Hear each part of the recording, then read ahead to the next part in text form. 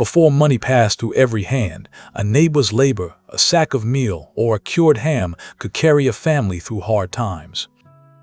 I want to walk you through how that actually worked, not the pretty version, the working version.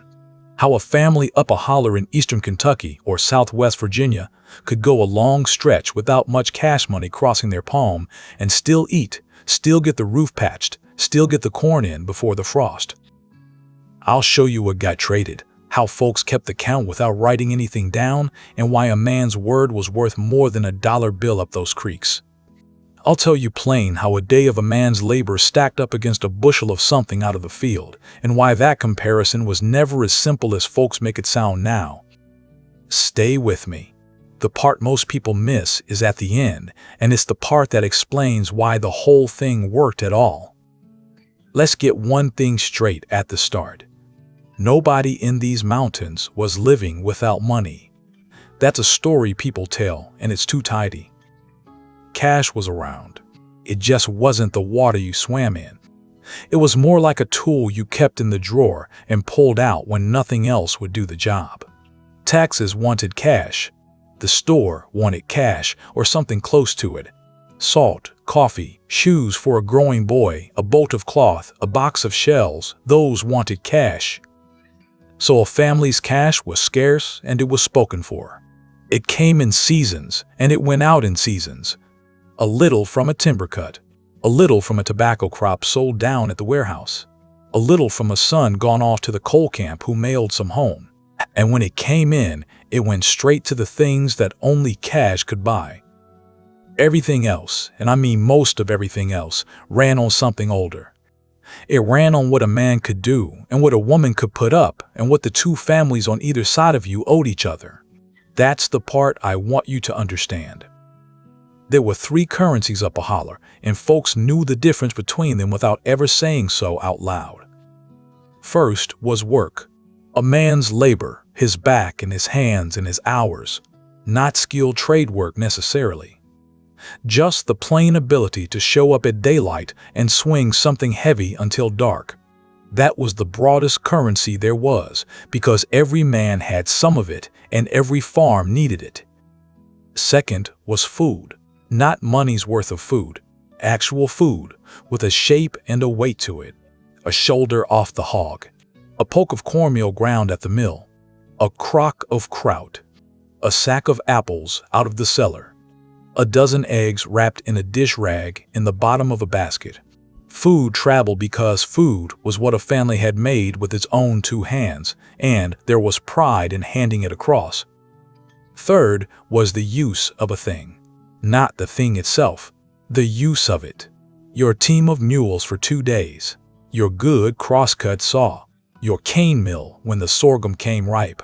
Your boar, if you had a good one and your neighbor's sow was ready. Nobody sold you the mules. They let you use the mules, and that was a different kind of arrangement entirely. Those 3 moved constantly. Up the creek, down the creek, over the ridge. A family wasn't rich or poor by how much cash was in the coffee can. A family was rich or poor by how much of those 3 it could move. Now I told you at the top, I tell you how a day's work stacked up against a bushel out of the field. Here it is, and I'll be honest with you about it. The rough shape of it, generally speaking, is that a day of a grown man's labor and a portion of the harvest, some measure of grain or corn or potatoes, sat in the same neighborhood of value.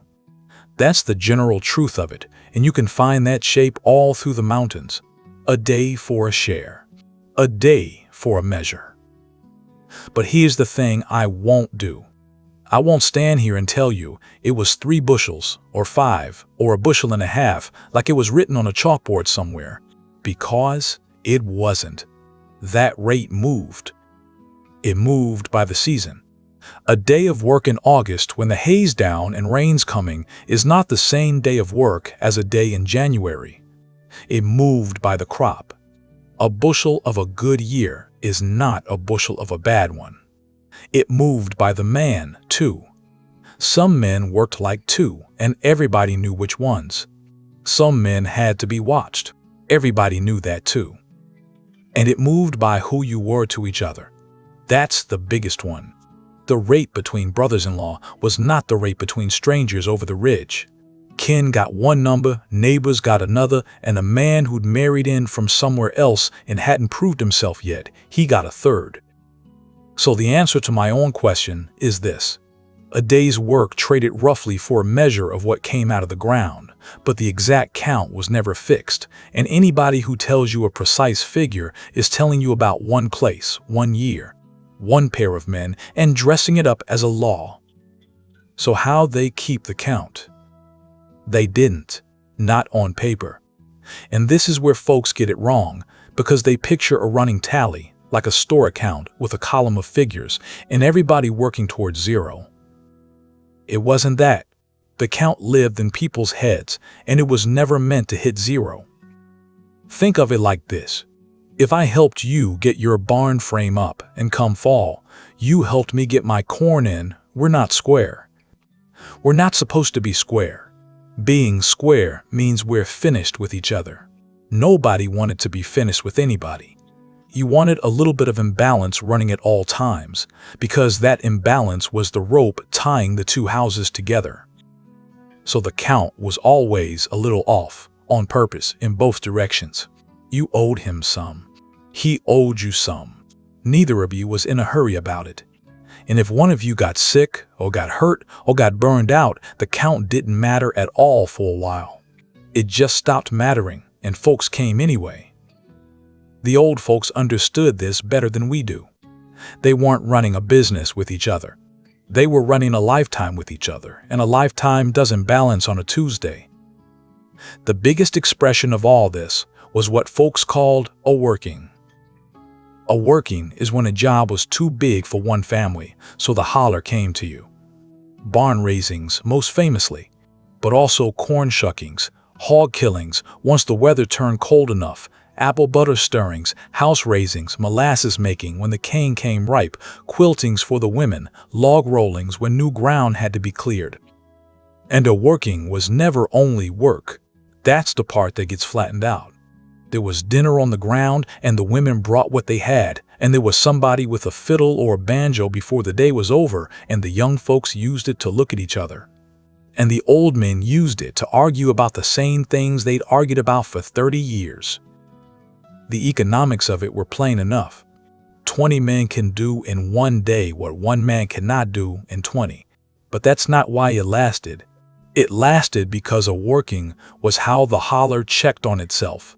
Who showed, who didn't, who worked and who leaned on a fence post, who brought something and who came empty-handed and ate anyway. All of that got noticed quietly, and it got remembered a long time. You didn't get a bill for missing a working. You got something worse. You got a reputation. Now, I don't want to paint this all soft and warm, because there was a hard edge to it, and it came in through the store. Once the coal camps and the timber camps came into these mountains in the late 1800s and on through the early 1900s, a different arrangement showed up. The company store and company scrip. Money that wasn't money. Money that only spent in one place, at prices that one place set. That's not barter. I want to be clear about that, because people mix the two up all the time. Barter between neighbors runs on trust, and it runs both directions.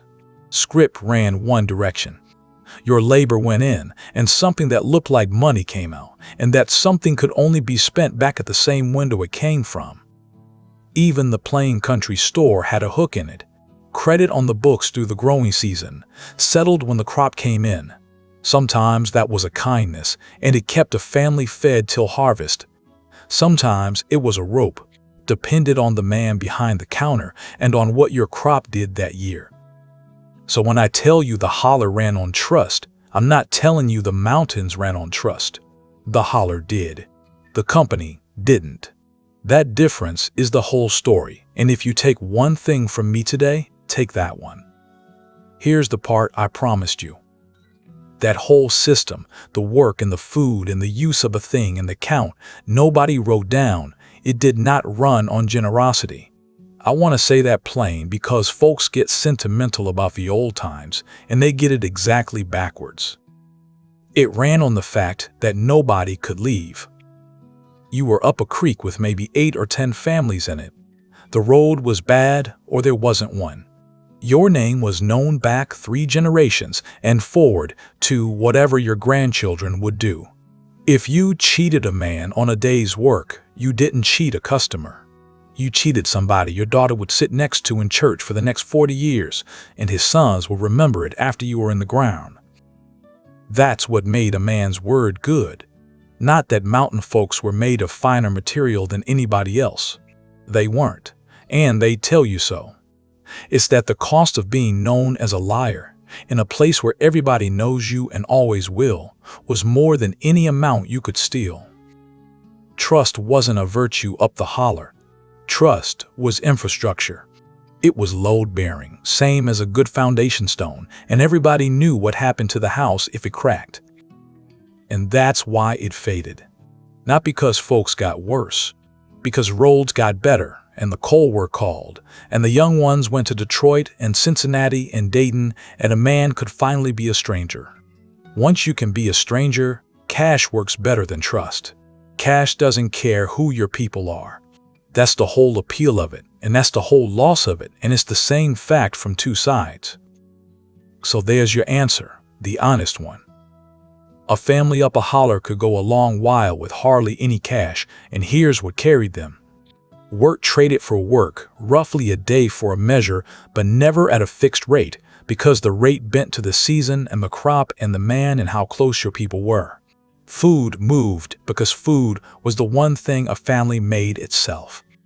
The use of a mule or a saw or a cane mill moved because nobody could own everything, and none of it was written down because it was never meant to come out even. It held together for one reason. Everybody was staying. And when you're staying, your word is the only thing you've got that can't be taken and can't be replaced. They didn't have much. They had each other on the hook permanently, and they built a whole way of living on top of that. If your people came out of these mountains or anywhere folks got by on trading instead of buying, I'd like to hear what got passed down to you. Tell me down in the comments. I read them, and I learned something near every time. I'm Silas. Take care of your own.